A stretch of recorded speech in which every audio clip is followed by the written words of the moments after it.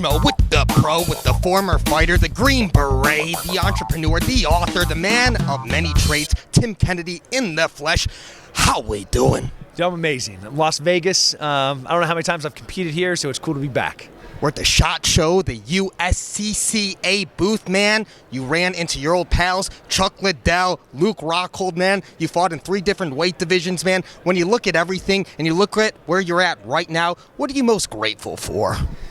Man, I'm the most grateful for, God and my family kind of being with me. It's been a hell of a ride, a lot of mistakes, a lot of things I wish I could have gone back, fights going back, and man, have I just done something a little bit different. Yoel Romero, right? Had I just stayed in that moment, not looking over him, sitting on a stool, getting up, too scared to fight, just stayed there, would have been a different thing. I would have fought Michael Bisping, I've been a world champion. So little bits like that would erode your soul if I didn't have that foundation of my family and my faith.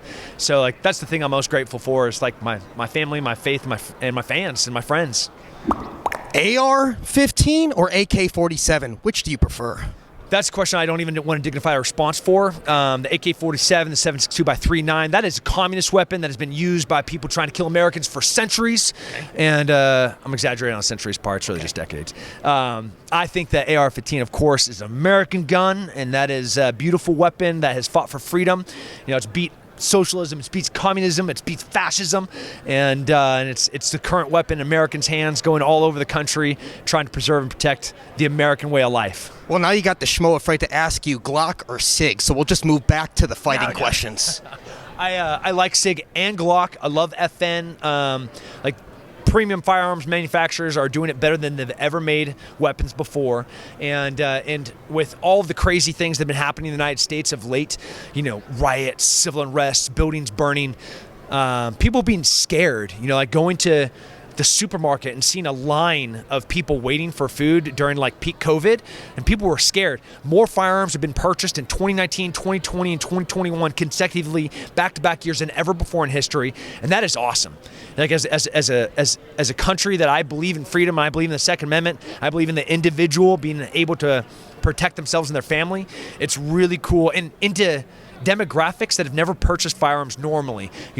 Tons of women's, tons of minorities going out and buying weapons. I was like, yes, give me more of that, because that's freedom.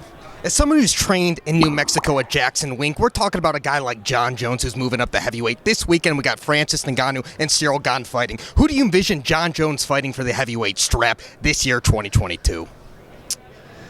I don't know nobody that's going to ever beat Jon Jones.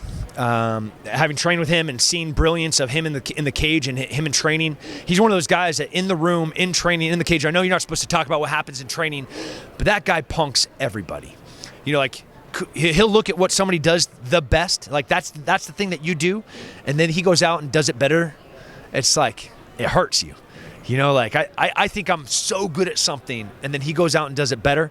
And then watching how he's able to adapt in real time in the fight and change and be flexible enough and be fluid enough to be able to take whatever momentum somebody might have had in a moment and just suck that away from him. Man, him as a heavyweight, God, it's frightening. So you're not going to predict who he's going to be fighting and getting the strap from, whether it's Ciryl Gane or Francis Ngannou? I'm saying it doesn't matter. Okay, fair enough. He'll beat both those guys in the same night. Wow. Very impressive. Speaking of beating guys in the same night, you've worked with GSP. Do you consider him the welterweight GOAT, or do you consider Kamaru Usman the GOAT? And if Kamaru Usman's not the GOAT, what does he have to do to surpass GSP in that category? I have a different perspective on GOAT status. People look at the Matt Serra fight or the Matt Hughes fight when GSP lost. For a GOAT, for me, I want to see failure, right? I want to see struggle, and I want to see imperfection, and then I want to see the adjustment that made the legacy of somebody have legs for forever. And so GSP, Usman would have to, win another dozen fights and then lose one, and then come back out there and win another dozen fights for me to be like, there you go, that's GOAT status. I also, as a champion, I want to see champion interactions. I want to see champion polish. I'm not talking about the way that you dress. I'm talking about the way that you treat other people. My dad always said the way that you treat people that work for you is going to be the most insightful thing into your character. And Usman is the champ. He's at the top. When you look at how he treats people around him, I want to see, for him to be my GOAT, I want to see him being the man of the people, you know? You're a man of the people. Can we get a final message for all the Tim Kennedy fans out there worldwide?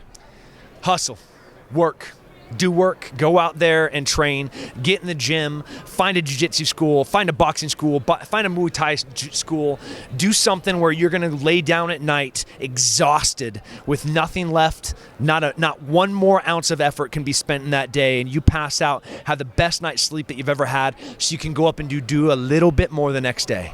We appreciate you, Mr. Kennedy, and your service. You're the pro. I'm the Schmo here at the SHOT Show. Nice pocket square. We're out.